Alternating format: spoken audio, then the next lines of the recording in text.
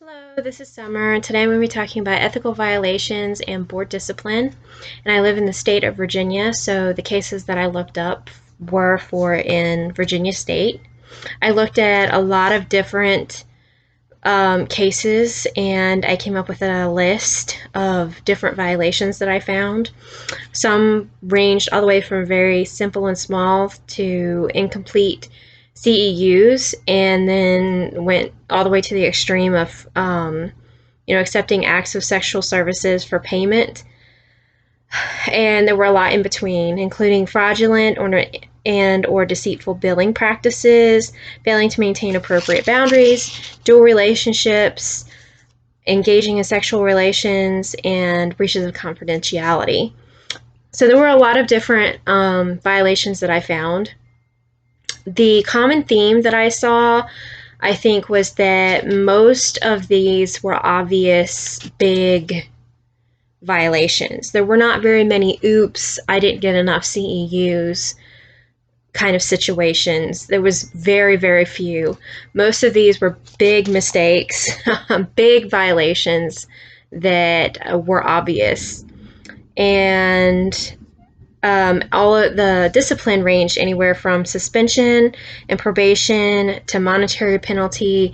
And also, I saw where someone actually just literally voluntarily gave up their license. So I chose a case to kind of go over here. And this one in particular was about fraudulent and deceitful billing practices. And it was about a counselor who had a client that he was disputing his billing, obviously. So he was stating that, he was billed twice for a session in one day, and there was a lot of disputing back and forth as to whether or not that was valid. There was also some other complaints that,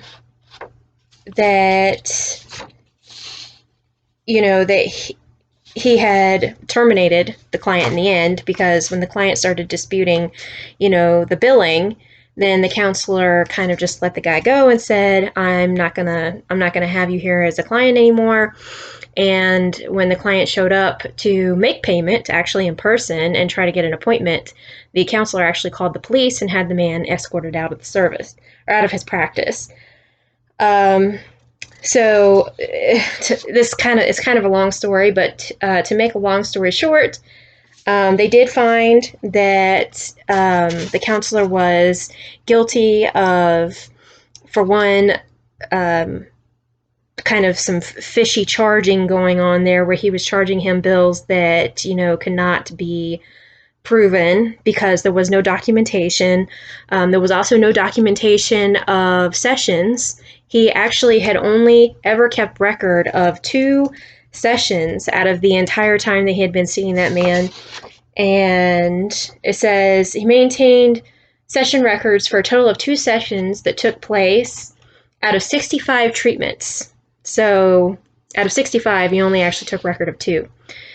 So he was in violation of, obviously, record keeping and documentation, and also for letting the man go with no kind of plan of treatment. He didn't help him, determine where he was going to go from there. He just cut him loose and told him not to come back. And that was that.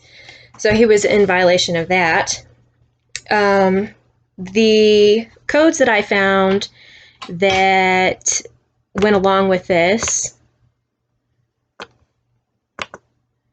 included the Virginia state codes that state to practice in a manner that is in the best interests of the public and does not endanger the public health, safety, or welfare. That's one that's actually listed in the case notes. The other one that's listed in the case notes says document the need for and steps taken to terminate a counseling relationship when it becomes clear that the client is not benefiting from the relationship. And the ACA codes that I found that go along with these are A12, counselors do not abandon or neglect clients in counseling. And counselors assist in making appropriate arrangements for the continuation of treatment when necessary during interruptions such as vacations, illness, and following termination. And then also ACA A1B, Counselors create, safeguard, and maintain documentation necessary for rendering professional services. Regardless of the medium, counselors include sufficient and timely documentation to facilitate the delivery and continuity of services. So I thought those were the main codes that were violated. I think there were a few probably other ones that were smaller, but those are the main important ones that I believe were violated.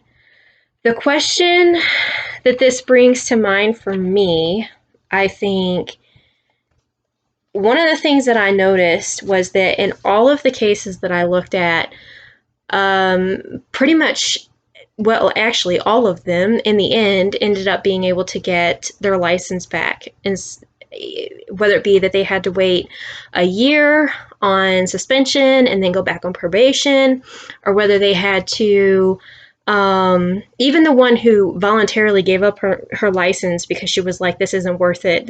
I'm in too much trouble. She gave it up. Even in the end of that case note, they said if she ever decides to come back, we'll allow her to come back on probation, given that she can prove that she's competent, blah, blah, blah. And I'm kind of wondering, is there ever a case where they just take it? Is that a possibility? Because I saw some pretty big violations, and yet in the end they did get their license back. So I'm kind of wondering, is it possible? I'm sure it is, but do they ever do it where they just take your license and say that's that? Because some of these were surprising to me, the way that it was kind of handled in the end. I mean, I just felt like they all in the end got a clean slate. So I don't know. That's kind of what I was left wondering after looking at probably a dozen or so case notes. But that's all I had today to say. So thank you and have a good night.